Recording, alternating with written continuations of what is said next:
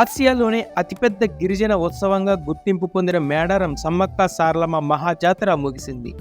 బుధవారం తిరుగువారం పండుగ కూడా నిర్వహించడంతో జాతర పరిసమాప్తమైనట్లయింది. గతంలో ఎన్నడూ లేని విధంగా ఈసారి జాతరకు 1.5 కోటి మంది భక్తులు తరలివచ్చినట్లు అధికారులు అంచనా వేశారు. జాతరకు నెల రోజుల ముందు నుంచే భక్తులు వనదేవతలను దర్శించుకుని మొక్కులు చెల్లించుకున్నారు.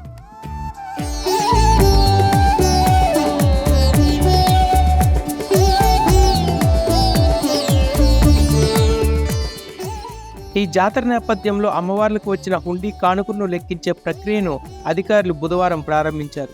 హుండీలను హనుమకొండలోని టీటీడీ కళ్యాణ మండపానికి తరలించి కట్టుదిట్టమైన భద్రత మధ్య లెక్కింపు చేపట్టారు. ఈ లెక్కింపు ప్రక్రియలో ఆసక్తికర ఘటన ఎదురైంది.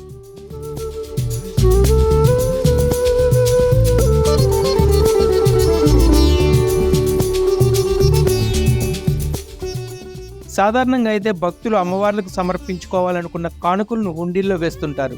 ఇలా సమర్పించే కానుకల్లో ఎక్కువ శాతం నాణేలు, నోట్లు ఉండగా కొందరు ముడుపులు, బంగారం, వెండి లాంటివి కూడా వేస్తుంటారు. ఈసారి హుండీ లెక్కింపులో నకిలీ 100 రూపాయల నోట్లను సిబ్బంది గుర్తించారు. 1 కాదు, 2 కాదు, 10 సంఖ్యలో ఈ నోట్లు దర్శనమిచ్చాయి. ఆసక్తికర విషయం ఏమిటంటే ఆ నకిలీ నోట్లపై గాంధీ బొమ్మకు బదులు అంబేద్కర్ బొమ్మ ఉండటం. అంతేకాదు, వీటి వెనుక కరెన్సీ నోట్ల మీద అంబేద్కర్ బొమ్మను ముద్రించాలి అంటూ తమ డిమాండ్ను రాసుకొచ్చారు.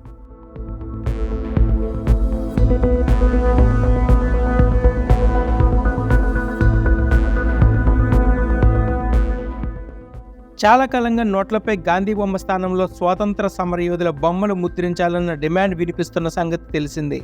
బీజేపీ ప్రభుత్వం కూడా నోట్లపై గాంధీ బొమ్మను మార్చే ప్రయత్నం చేస్తోందన్న వార్తలు వచ్చాయి. ఈ క్రమంలోనే కరెన్సీ నోట్లపై అంబేద్కర్ బొమ్మను ముద్రించాలన్న డిమాండ్లు వినిపించాయి. తాజాగా మేడారం జాతరలో అంబేద్కర్ బొమ్మతోనే నోట్లు ప్రత్యక్షం కావడం చర్చనీయాంశంగా మారింది.